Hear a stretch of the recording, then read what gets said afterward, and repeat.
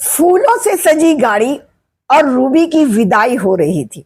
घर वाले बहुत रो रहे थे, माँ भी, बहनें भी, सहेलियां भी, भाभियां भी गले मिल मिल कर रो रहे थे। लेकिन रूबी के मन में पिया के घर जाने का कुछ और ही धुन सवार थी। बहुत खुश मन में हजारों सपने लिए वो कमल के साथ विदा हो रही थी। गाड़ी में बैठी थी और सपने संजो रही थी। कमल के घर पहुंची, देखा, मन में सोचा था एक फूलों से सजा कमरा होगा, बुके लगे होंगे, परफ्यूम होंगे, सब कुछ होगा, लेकिन ऐसा कुछ भी नहीं निकला था। साधारण सा एक कमरा था और कमल ने बड़े प्यार से उसे बिठाते हुए कहा था, देखो जी, आज ये हमारा पहला दिन है और मैं ये चाहता हूं कि आप मेरी बात को बड़े ध्यान से सुने। कोई ऐसी बंदिश आपके ऊपर नहीं होगी, लेकिन फिर भी आप बहुत खूबसूरत हैं, बहुत प्यारी हैं। मैं आपका वही करूंगा जो आप चाहती हो, आपके मन की हर इच्छा पूरी होगी। लेकिन आपको भी एक छोटी सी बात माननी होगी। मेरे घर में दो छोटी छोटी बहनें हैं, मैं चाहता हूं आप उनकी भाभी माँ बनकर रहें। उन्हें कभी ना पता चले कि भाई और भाभी का रिश्ता क्या है। भाभी मेरे कमरे में कब आती है, कब चली जाती है। मैं ये चाहता हूं, मुझे पुराने रस्मों रिवाज बहुत ज्यादा पसंद है। कमरे के अंदर हम पति पत्नी बनकर रहेंगे, लेकिन बाहर हम भाई और भाभी ही रहेंगे। भाभी माँ बनकर रहना, आप माँ की तरह इन दोनों लड़कियों को पालना। अब पत्नी भी आज्ञाकारी थी, सिर झुका दिया था और मान लिया था कि पति का प्यार चाहिए तो कमरे के अंदर पूरा मिलेगा। कोई टेंशन वाली बात नहीं थी। दिन गुजरने लगे थे। दिन गुजरते गुजरते गोद में एक नन्हा सा बेटा कुकू आ गया था।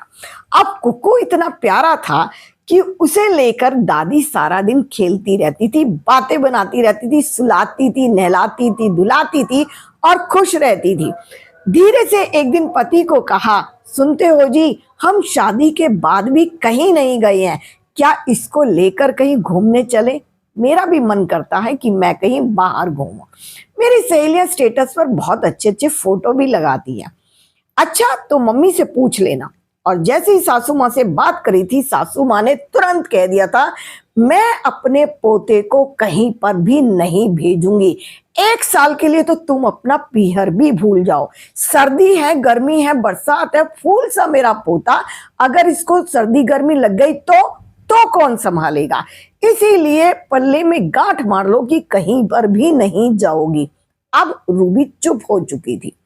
धीरे धीरे पोता बड़ा होने लगा था और स्कूल जाने लगा। 5 साल का हुआ तो उसका पहला स्कूल शुरू हो गया। रूबी ने फिर कहा, सुनते हो जी, अब तो ये खाने पीने लगा है, बाहर की चीजें भी। अब ना इसके दूध का झंझट है, ना इसके डायपर की चिंता, ना इसके खाने पीने की चिंता। चलो कहीं घूमने चले। क्या बात करती हो? अभी तुम्हें पता है कि दोनों बहनों की शादी की है, कितनी दिक्कत हो रही है। एक एक पैसा मुझे जोड़कर इसकी पढ़ाई में लगाना है। कुछ तो समझो, घर परिवार है, चलेंगे। अभी दुनिया बहुत बड़ी है, जिंदगी बहुत है, उम्र बहुत बड़ी है। और कहकर पत्नी की बात को टाल दिया था और पत्नी भी बेहद आज्ञाकारी अपने परिवार में ढल चुकी थी, फिर कुछ नहीं कहा था। धीरे धीरे कुक्कू 10th क्लास में आ गया था। 10वीं क्लास में आने पर उसने फिर कहा, सुनते हो जी, अब तो कुक्कू 10वीं में आ गया है, दादी के साथ रह सकता है, चलो हम दोनों कहीं घूमने चलते हैं। क्या बात करते हो? कभी भी 10वीं बोर्ड या 12वीं बोर्ड में कभी कोई पेरेंट्स अगर छोड़कर जाए तो ये बातें अच्छी नहीं होती। एक एक दिन कीमती है अब इसकी पढ़ाई, क्योंकि इसको आगे की जॉब की तैयारी करनी है।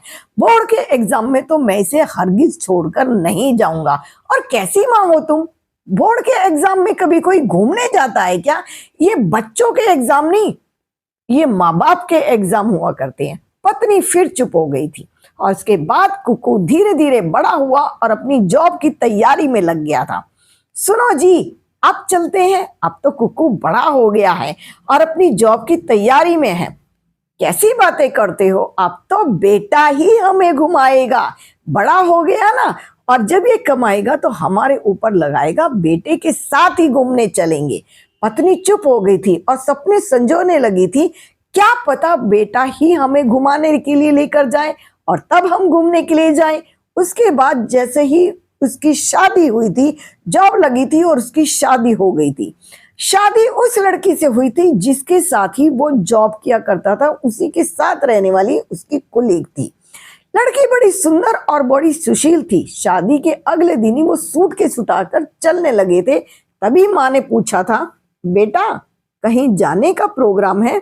हाँ माँ, हम दोनों हनीमून पर जा रहे हैं। और माँ ने पति की तरफ देखा था। उन्होंने तो कहा था कि बेटा तुम्हें घुमाने के लिए लेकर जाएगा, और ये कितना अच्छा कि अपनी पत्नी को बिना किसी से पूछे, बिना किसी को बताए, बिना किसी की परमिशन लिए दोनों ने अपना हनीमून पैकेज बुक किया हुआ था। क्या जमाना बदल गया है। अब माँ पति की तरफ देखती रह गई थी और उसे समझ नहीं आ रहा था कि अब पति से क्या कहे। अंदर गई कमरे में और कहा, मेरी सारी सहेलियां तीर्थ पर भी जाने लगी। अब तो मेरी उम्र वो आ गई, हनीमून तो छोड़ो, अब तो मुझे कहीं घूमने फिरने का ज्यादा शौक भी नहीं रहा, और आगे जाकर तो मेरे घुटने भी नहीं चलेंगे, शरीर तो चलने लायक रहेगा नहीं। अब आप मुझे बता सकते हो कि आप मुझे कहाँ लेकर चलोगे? पति ने नजरें नीची कर ली थी, क्योंकि जब से वो इस घर में आई थी उसे हमेशा यही कहता रहा था कि अभी मुझे ये करना है, अभी मुझे ये करना है। जब तक उम्र थी चलने फिरने लायक, जब तक उम्र थी खाने पीने लायक, पति कहीं पर भी घुमाने नहीं लेकर गया था। और आज पत्नी को लगने लगा था कि पति की वजह से सारी उम्र निकलती जा रही है।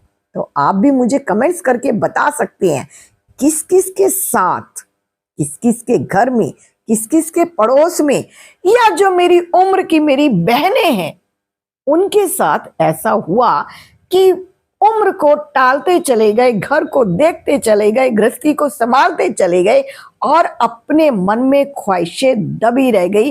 जो इच्छा थी कहीं घूमने की, आने की, जाने की, खाने की, वो एंजॉय लाइफ में नहीं कर पाती। अब तो घुटने भी कटकट बोलने लगे हैं, जवाब देने लगे हैं, पैर भी कहते हैं दीदी अब हम एक कदम भी आगे नहीं बढ़ेंगे। और वजन इतना बढ़ गया है कि पैर कहती हैं दीदी और वजन मत बढ़ाना, मैं झेल नहीं पाऊंगा, मैं उठा नहीं पाऊंगा। आप भी मुझे कमेंट्स करके बता सकते हैं, क्या आप भी ऐसे दौर से गुजरे हैं, या आपके आसपास में, या आपने कभी ऐसा कहीं सुना है? तो आप मुझे कमेंट्स करके जरूर बताइए। और वीडियो अगर अच्छी लगती है तो वीडियो को लाइक कीजिए, शेयर कीजिए, सब्सक्राइब कीजिए। खुश रहिए, मस्त रहिए, व्यस्त रहिए, और खुश रहना है, जिंदगी को जीना है, काटना तो बिल्कुल नहीं है।